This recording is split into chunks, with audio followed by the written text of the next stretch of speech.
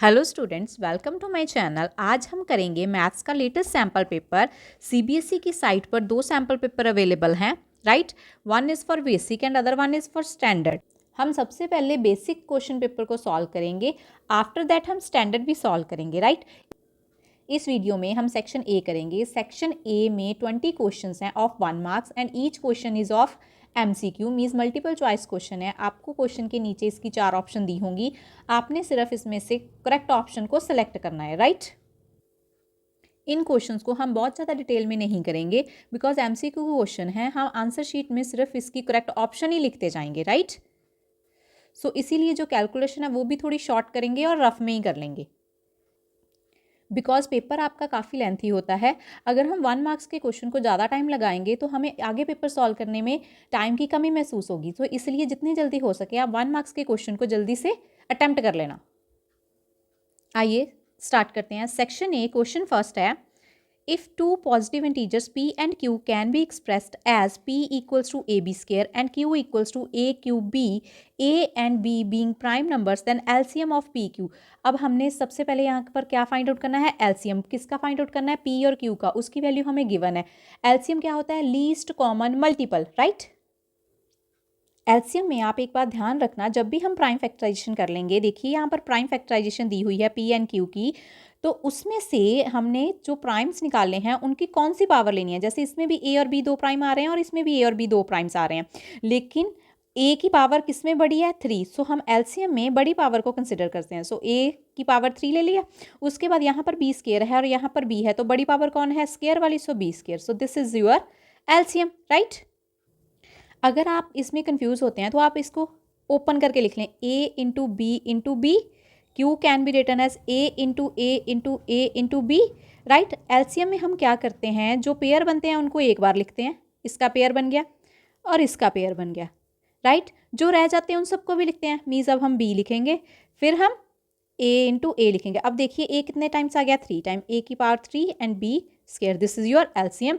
So answer, so option C is your answer, that is a cube b square। ऐसे ही अगर HCF पूछा हो तो उसमें सिर्फ हम कॉमन लिखेंगे, मीन्स a और b लिखेंगे और a और b की स्मॉलेस्ट पावर लिखेंगे।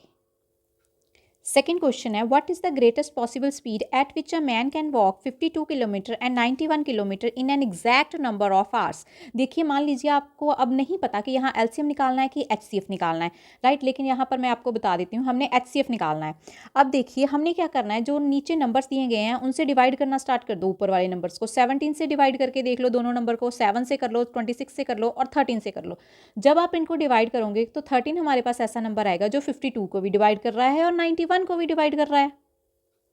तो इनमें से हमें पता चल गया कि जो 13 है वो एक ऐसा नंबर है नीचे दी गई ऑप्शंस में से जो 52 और 91 को कंप्लीटली डिवाइड कर रहा है। तो हमारा आंसर सी हो गया, राइट।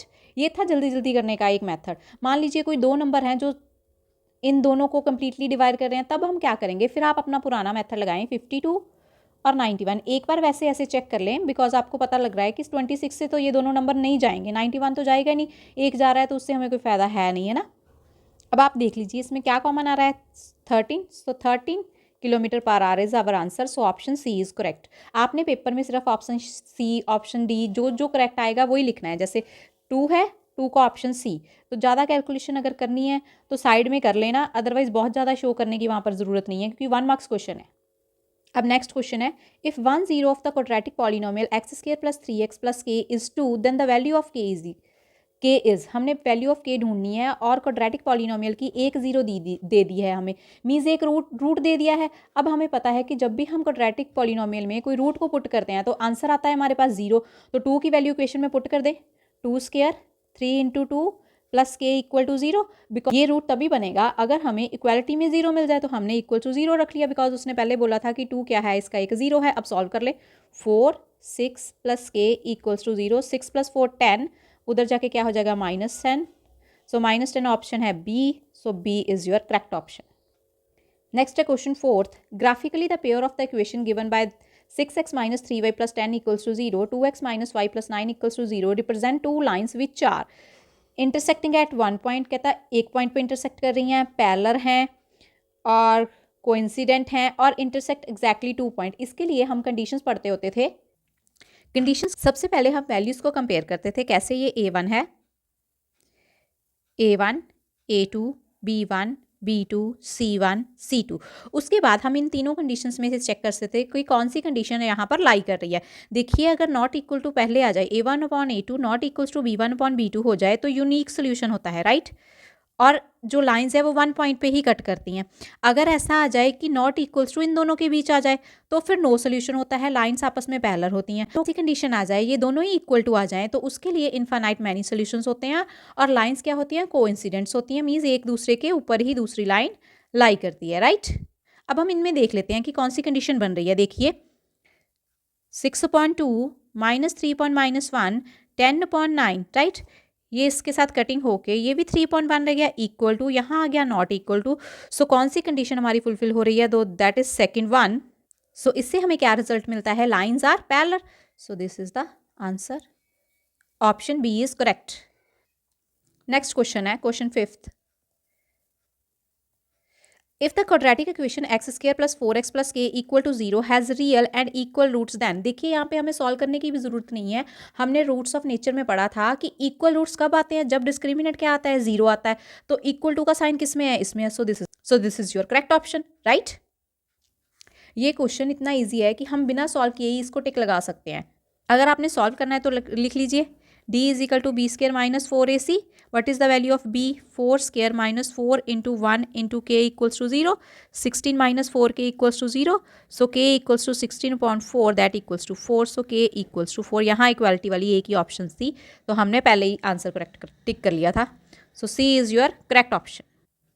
नेक्स्ट क्वेश्चन है the perimeter of a triangle with the vertices 0,4 0 0 and 3 0 is. अब हमने पेरीमीटर ऑफ ट्रायंगल ढूंढना है, मीन्स हमें क्या चाहिए, साइड्स ऑफ ट्रायंगल चाहिए, उनकी लेंथ चाहिए कि ट्रायंगल की जो साइड्स है उनकी कितनी कितनी लेंथ है, तो सबको ऐड करेंगे तो पेरीमीटर आ जाएगा। अब देखिए उसने वर्टिसेस दे दी हैं 3। अब 3 वर्टिसेस से हमें 3 लेंथ्स निकालनी आती हैं, राइट। डिस्टेंस फार्मूला लगा के इसको ए बी सी, आप 3 लेंथ निकाल लेना और फिर डिस्टेंस फार्मूला लगा के 3 लेंथ्स निकालना, उनको ऐड करना और फिर आपके पास आंसर आ जाएगा। इसका एक और मेथड है जो थोड़ा शॉर्ट है। इसमें क्या करें, देखिए ये पॉइंट्स हैं, इनको हम इजीली ग्राफ पे प्लॉट कर सकते हैं। तो 0 0 यहाँ पे आ जाएगा, 3 0 कहीं यहाँ पर आ जाएगा और 0 4 कहीं यहाँ पर आ जाएगा। अगर हम इनको ज्वाइन करें तो ये हमारे पास एक ट्राइंगल बन गई। और ये कैसी ट्रायंगल बन रही है, आप देखिए ये तो राइट एंगल ट्रायंगल बन रही है। अगर राइट एंगल ट्रायंगल बन रही है तो पाइथागोरस लग सकती है। अब साइड्स कैसे निकालेंगे, तो ये लेंथ हमारे पास कितनी होगी 3, ये लेंथ हमारे पास कितनी होगी 4, ये 3 है, ये 4 है, ये 90 डिग्री है और ये फिर हाइपोटेन्यूज होगा। एक को परपेंडिकुलर लेंगे, एक को बेस लेंगे, कैसे होता है h square is equal to p square plus b square. So 4 square plus 3 square h square that equals to 16 9, फिर इनका स्क्वायर रूट ले लेंगे for h that equals to 5। So h की वैल्यू कितनी आ गई 5, आप इसको ऐड कर लीजिए पेरीमीटर के लिए 4 + 3 + 5 that equals to 12 units is your answer. So option B is correct. ऐसा करने से आपका क्वेश्चन देखिए कितना शॉर्ट हो गया, आपको 3 बार डिस्टेंस फॉर्मूला लगाने की कोई ज़रूरत नहीं पड़ी। नेक्स्ट क्वेश्चन है 7 in a triangle ABC and DEF AB upon DE equals to BC upon FD है, then they will be similar. हमें रेशो दी है कि ये इक्वल है, अब हमने बताना है कि कौन सा एंगल इक्वल होगा तो ये सिमिलर हो जाएंगी। देखिए पहले ए बी क्या है, ये है। अब आप देखिए हमने ए बी के कॉरस्पॉन्डिंग क्या देखना है, डी ई। ए बी ये रहा और डी ई ये रहा। नेक्स्ट हमने देखना है B C, so B C is this and F D. सो अब देखिए इन दोनों के बीच में कौन सा एंगल बन रहा है, यहाँ पर बी बन रहा है। इन दोनों साइड्स के बीच में कौन सा एंगल बन रहा है, डी बन रहा है। So angle B equals to D होगा तो ये सिमिलर हो जाएंगी। So answer C is your correct answer. So option C. Next आ जाइए 8th question in which ratio the Y axis divides the line segment joining the point this and this. कहता कौन सी रेशो में Y axis इस line segment को divide करेगा। अब इसका एक शॉर्टकट है। शॉर्टकट क्या है कि आपने देखना है वाई एक्सिस, ठीक है, माइनस का साइन तो लगेगा। जब वाई एक्सिस की बात की है तो हमने एक्स कोऑर्डिनेट देखने हैं, तो फर्स्ट का X coordinate divided by second का एक्स कोऑर्डिनेट, सो माइनस से minus cancel, 5:1 is your answer. So option B is correct. So एक बार फिर देख लें हमने क्या करना है। देखिए वाई एक्सिस है तो एक्स कोऑर्डिनेट देखने हैं। एक्स कोऑर्डिनेट कैसे देखने हैं, एक के नीचे फर्स्ट के नीचे सेकंड रखा और एक हमने क्या लगाना है, माइनस का साइन, माइनस से minus cancel out, so 5:1 is our answer. आप वैसे दूसरे मेथड से भी करके देख सकते हैं। उसमें क्या करेगा, दूसरा मेथड इसमें वही है, आप सेक्शन फार्मूला लगाइए, रेशो के रेशो 1 लीजिए और एक्स वाले कोऑर्डिनेट को 0 करेंगे तो हमारे पास के की वैल्यू 5:1 आ जाएगी, राइट। जब एमसीक्यूज है तो आप ऐसे इस मेथड को फॉलो कर लेना। अब क्वेश्चन 9 था, in the figure if P A and P B are tangents to the circle with the centre O such that A P B equals to 50 degree then angle O A B is equal to, देखिए diagram दिया हुआ है, A P B दिया है 50 degree and हमने find out करना है O A B this angle, right. अब हमें एक रिजल्ट मालूम है कि जब जो एंगल दो टेंजेंट्स के बीच में बनता है और जो एंगल सेंटर पे बनता है, इन दोनों का सम आपस में कितना होता है, 180, राइट। ये हमने चैप्टर 10 में पढ़ा था। अगर ये 50 है तो ये वाला सेंटर पे जो एंगल बन रहा है वो कितना हो जाएगा, 130। अब इस ट्रायंगल में देखिए, अगर ये एंगल 130 हो गया और ये हमने एंगल फाइंड आउट करना है, ये रेडियस है, ये रेडियस है, ये एक आइसोलेसिस ट्रायंगल होगी। अगर आइसोलेसिस ट्रायंगल होगी तो ये दोनों एंगल्स आपस में इक्वल हो गए, राइट। 30 इसको अगर हम x मान लें plus x is equals to 180। अब इसमें से x की वैल्यू फाइंड आउट कर लें, 2x is equal to 50, x is equals to 25 degree is your answer. So option A is correct.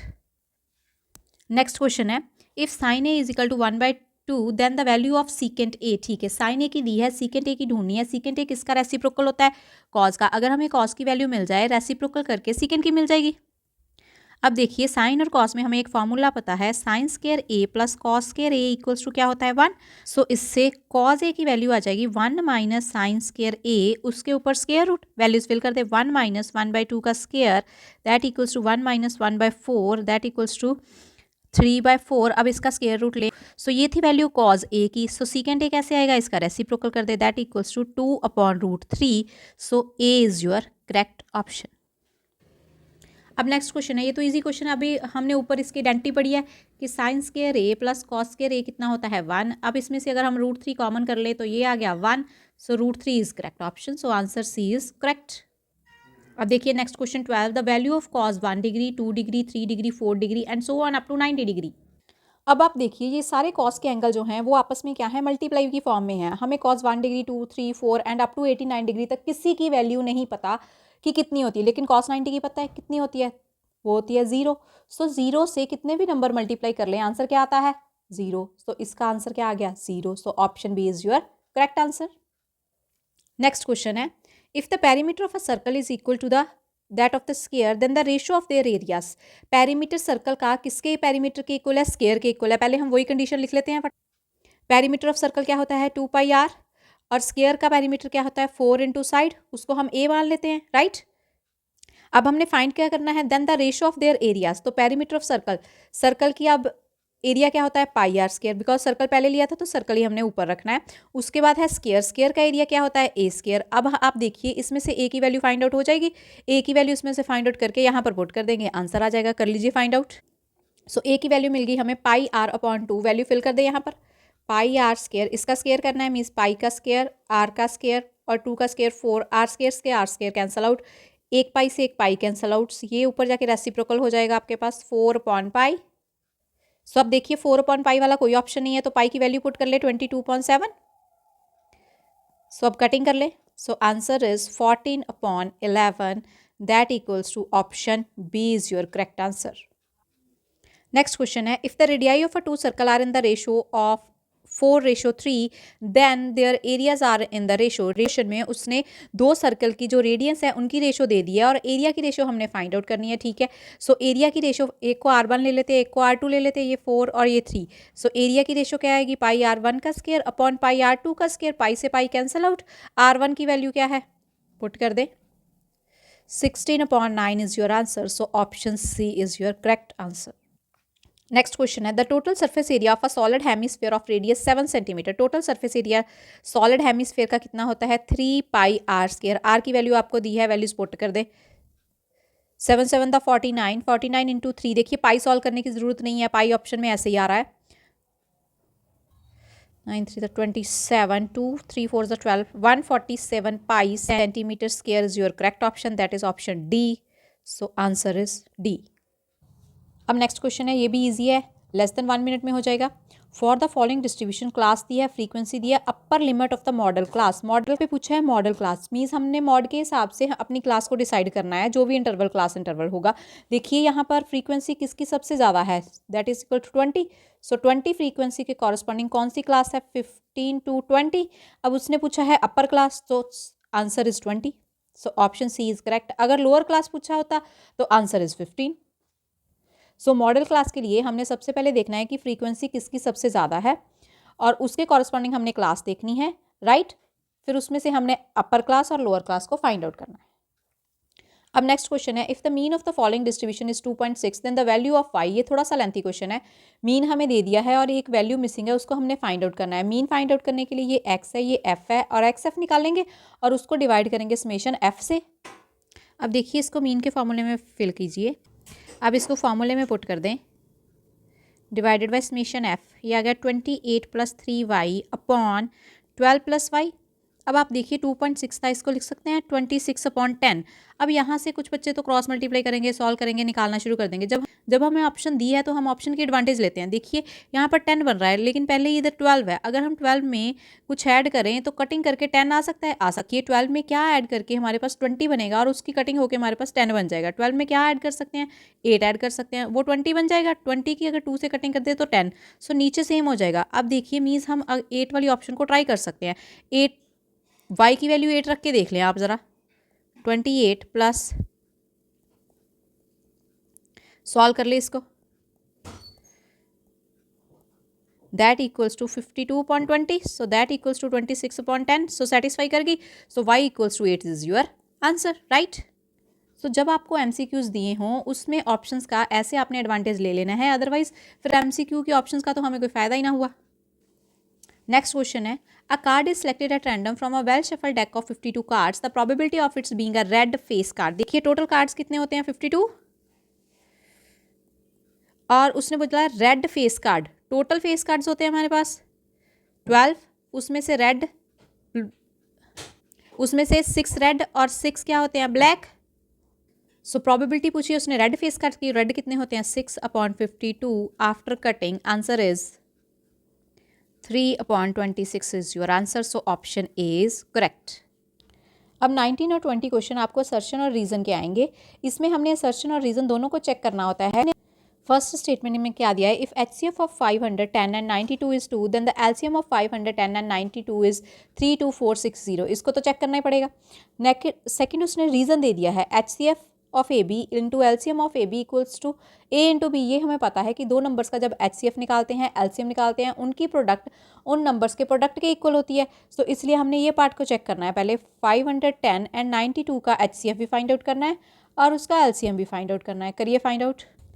देखिए जब हम 510 और 92 का HCF LCM निकालेंगे, HCF तो हमारे पास आ जाएगा 2 बिकॉज एक ही पेयर बन रहा है कॉमन, और बाकी हम सारे लिख के LCM के लिए मल्टीप्लाई कर लेंगे। जब मल्टीप्लाई करेंगे तो LCM आएगा 23460, लेकिन क्वेश्चन में उन्होंने दे दिया है 32460, दैट मीन्स ये रॉन्ग हो गया और ये हमारे पास क्या है, राइट। सो इसीलिए ये हो गया फॉल्स और ये ट्रू। देखिए अब कौन सी ऑप्शन में है, so assertion A is false but reason R is true, that is D. So D is your correct answer. अब नेक्स्ट है 20th, the ratio in which the line segment joining 2, -3, 5, 6 internally divided by x axis is 1:2 as the formula for the internal division. देखिए formula तो ठीक है, mx2 + nx1 divided by m + n my2 + ny1 m + n section formula है, ये तो correct हो गया। अब हमने ऊपर वाला पार्ट चेक करना है। उसके लिए क्या बोलता है, 2, -3, 5, 6 को अगर x एक्सिस कट कर रही है मतलब मीन्स x, 0, तो उसकी रेशो कहता आएगी 1:2। इसके लिए अभी हमने ऊपर शॉर्टकट किया था वो y के लिए था, x के लिए भी सेम चलेगा। उसने रेशो पूछी है x की, तो हम y के जो कोऑर्डिनेट्स हैं उनको डिवाइड करेंगे, -3/6 और एक माइनस साइन अपनी तरफ से लगाएंगे, दैट इक्वल्स टू 1/2। मीन्स ये स्टेटमेंट भी करेक्ट होगी। So both statements are correct. आप देख लीजिए दोनों करेक्ट किस में लिखी हैं। सो फर्स्ट में ही है, both assertion and reason are true, reason is the correct explanation of assertion A. So A is your correct option. इसको एक बार फिर दोबारा देख लीजिए। एक्स एक्सिस के बारे में पूछा है तो हमने वाई के कोऑर्डिनेट्स लेने हैं। एक्स एक्सिस के बारे में पूछा है तो हमने जो वाई की जगह पर आते हैं उनको आपस में करना है डिवाइड और एक साइन लगाना है अपनी तरफ से माइनस का। सो रेशो हमारे पास आ गई 1:2। सो यही रेशो उसने दी थी, तो इसीलिए ये आंसर क्या हो गया हमारे पास, correct. So both are correct and option A is your correct answer. So इसके साथ ही सेक्शन ए कंप्लीट होता है। नेक्स्ट वीडियो में हम सेक्शन बी को डिस्कस करेंगे।